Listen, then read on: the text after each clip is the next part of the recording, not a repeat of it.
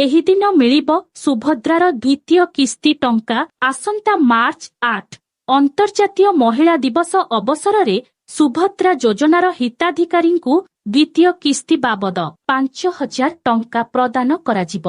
मुख्यमंत्री मोहन चरण माझी बुधवार एहा घोषणा करिसंती। राज्यर प्राय 1 कोटी महिला एही अर्थराशि पाइबे। सुभद्रा किस्ती राशि डायरेक्ट बेनिफिट ट्रांसफर डीबीटी माध्यमरे हिताधिकारी दिया जाउथिबा बेले एहा महिला सशक्तिकरण पाई सहायक होईछि बोली मुख्यमंत्री कहिसंती। डिसेम्बर 1 सुधा 1,36,36,612 महिला सुभद्रा टंका पाइबाकू आवेदन करिसंती। अद्यावधि प्रथम किस्तीर अर्थराशि को 3टी पर्याय प्राय 80 लाख हिताधिकारी दिया जाइछि। 4th पर्याय बाकी योग्य हिताधिकारी आसंता जानुआरी रे सुभद्रा टंका दियाजिबो बोली पूर्वरु उपमुख्यमंत्री प्रभाती परिडा कहिसंती। वर्षा को नहीं आसिला बड़ अपडेट।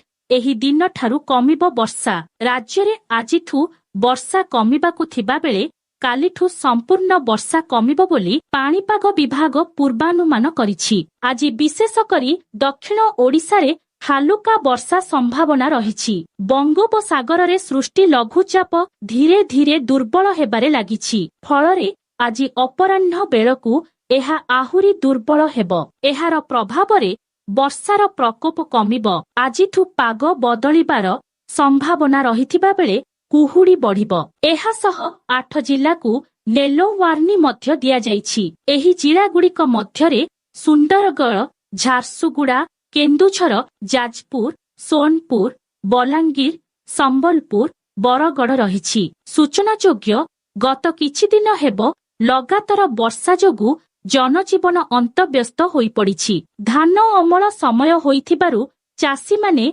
बहुत असुविधार सम्मुखीन हेउछंती। चासींक पई आसिला बड़ खबर। अदिनिया वर्षारे फसल व्यापक क्षति हेबारु चासी कुल हताश होई जाइछि। अनेक फसल क्षति हेबारु चासी नाही नथिबा समस्यार सम्मुखीन होई आत्महत्या भली पदक्षेप नेबाकू पछाउ नाहंती। एनेई जोगाण मंत्री कृष्णचंद्र पात्र तांको प्रतिक्रिया देई कहिसंती। जेउ धान चासींक क्षति हेबो सभिंकू क्षतिपूरण मिलिबो। जिल्लापालंक निर्देश चासींक सह जेते कॉम्प्रोमाइज करी हेबो कर। छात्र संसद निर्वाचन उपरे बड़ सूचना देले मुख्यमंत्री मोहन माझी। कटक जवाहरलाल नेहरू इंडोर स्टाडियम परिसर रे आरंभ होईछि अखिल भारतीय विद्यार्थी परिषदर 49तम राज्य अधिवेशन। एही अधिवेशन को मुख्यमंत्री मोहन चरण माझी उद्घाटन करिसंती। एही समय रे मुख्यमंत्री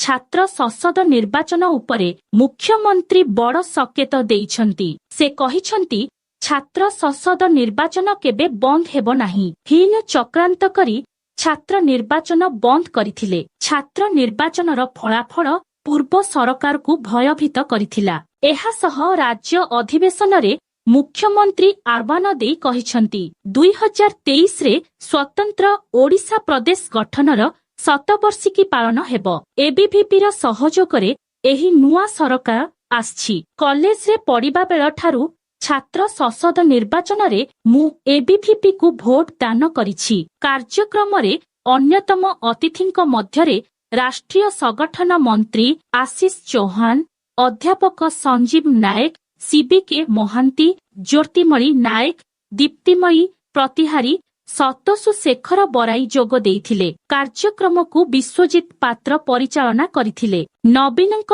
परे किए शंख भुवन रे उत्तराधिकारी हेबे। गुरुवार शंख भवन रे बीजेडी र प्रतिष्ठा दिवस पालित होई जाइछि। एही अवसर रे बीजेडी सुप्रीमो नवीन पटनायक दलीय नेतांकू गुरुमंत्र देइछंती। एथि सहित नवीन गणमाध्यम प्रतिनिधिंक अनेक प्रश्नर उत्तर मध्य देइछंती। एथिरे से भाजपा को कड़ा टार्गेट करी कहिछंती भाजपा मिछ प्रतिश्रुति देई निर्वाचन जीतिछि। गत 6 मास भितरे भाजपा सरकारर ओडिशावासींक पई सबुठारु बड़ उपहार हेउछि दरदाम वृद्धि, जहा आम सरकार समयरे होई नथिला। नवीन भाजपा उपरे बर्षिथिबा बेले नवीनंकु मध्य कड़ा टार्गेट करी ଭାଜପା ସମାଲୋଚନା କରିଛି। କେନ୍ଦ୍ର ଶିକ୍ଷାମନ୍ତ୍ରୀ ନବୀନଙ୍କୁ ଟାର୍ଗେଟ କରି ଧର୍ମେନ୍ଦ୍ର ପ୍ରଧାନ କହିଛନ୍ତି, ଯିଏ ନିଜ ବାପାଙ୍କ ଜନ୍ମମାଟିରେ 24 ବର୍ଷରେ ପାଣି ମୁଣ୍ଡାଏ ପହଞ୍ଚାଇ ପାରିଲେ ନାହିଁ, ସିଏ ପୁଣି କହୁଛନ୍ତି